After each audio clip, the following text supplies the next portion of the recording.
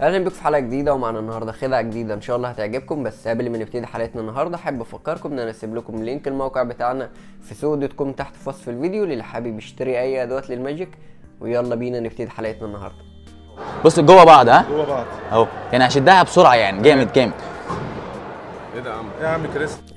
ودي كانت الخدعه بتاعتنا النهارده، ويلا بينا نروح على الشرح. كل اللي محتاجينه في الخدعه دي استيكين. الشخص اللي قصادنا هيمسك الاستيك باي طريقه هو عايزها، هيمسكها كده او يمسكها باي طريقه تانية. فلنفترض ان ده الشخص اللي قصادنا ماسك الاستيك بالطريقه دي. هنجيب الاستيك بتاعنا هندخله جوه الاستيك ده بالشكل ده كده. الاستيك بتاعنا جوه.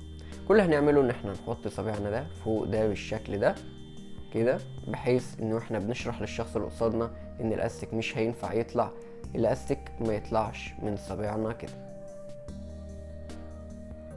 دي اول مرحله. وبعدين هنقوله الاستيك مش هينفع يطلع من هنا، والاستيك مش هينفع يطلع من هنا.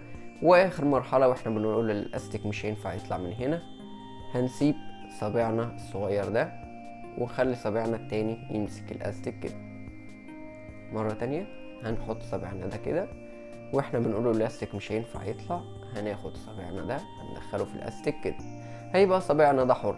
في الوقت ده هندخله في الاستيك من تحت بالشكل ده، وهنسيب صابعنا التاني ده كده كده، يبقى الاستيك عندنا حر. وبعدين هنقوله كده الاستيك هيخرج عادي. مرة تانية هندخل الاستيك كده، هنحط صابعنا كده، هنقوله مش ينفع يخرج من هنا، مش ينفع يخرج من هنا.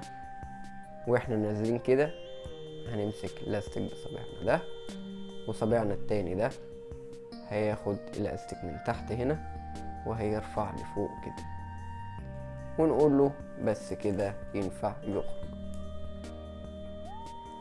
الشكل ده جوه صابعنا هنا كده كده كده كده بره. عموما دي كانت الحلقه بتاعتنا النهارده. لو عجبتكم متنسوش تدعمونا بلايك وشير.